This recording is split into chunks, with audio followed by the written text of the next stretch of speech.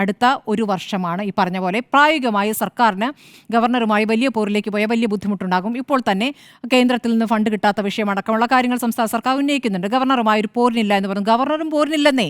Governor ഒരു അക്ഷരം പുറത്തേക്ക് ഒരു ബൈറ്റിൽ പോലും മാധ്യമപ്രവർത്തകരോട് എന്തെങ്കിലും എതിരഭിപ്രായം പറഞ്ഞു ഒന്നും പറഞ്ഞിട്ടില്ല. ഗവർണർ എന്താ പ്രസംഗത്തിൽ പറഞ്ഞു, ഈ പരിപാടി അല്പം വൈകിയതിൻ്റെ കാരണം നിങ്ങൾക്കറിയാമല്ലോ. ഒരൊറ്റ വാചകത്തിൽ നിൽക്കുകയാണ്, അത്രയേ ഉള്ളൂ. ബാക്കി അദ്ദേഹം പറയുക അദ്ദേഹത്തിൻ്റെ മെസ്സേജിലൂടെയാണ്.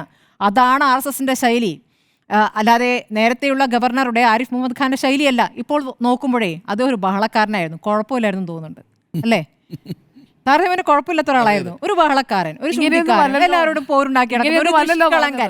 അല്ല, ഞാൻ പറഞ്ഞ അതിന്റെ ഗൗരവം ഞാൻ പറയുന്നത്. ഇത് വേറെയാണ്. ആർലേക്കർ കാണിക്കുന്ന യഥാർത്ഥ RSSന്റെ മുഖമാണ്. അത് നിശബ്ദം പടരും. 100ാം വാർഷികമാണ്.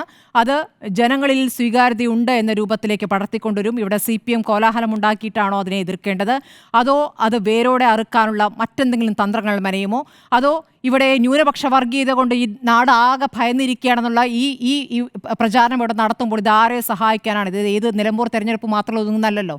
ഇന്നത്തെ CPM സെക്രട്ടേറിയറ്റിലെ ഒരു വിശകലനം എന്താണ്? ജമാഅത്തെ ഇസ്ലാമി വിഷയം ഉന്നയിച്ച് ഒട്ടും തെറ്റിപ്പോയിട്ടില്ല, അത് നന്നായിരുന്നു എന്നാണ് പറയുന്നത്. അപ്പോൾ അത് തന്നെ ഇനി ഉന്നയിച്ച് മുന്നോട്ട് പോകുമ്പോൾ നല്ലതാണ്. അവിടെ നല്ലോണം വെള്ളവും വളവും ഒക്കെ ഇട്ട് കൊടുത്ത് നന്നായി വളർത്തട്ടെ. എന്നിട്ട് അവനവൻ്റെ അടിവേര് തോണ്ടുന്ന പരിപാടിയിലാണ് പോകുന്നത്.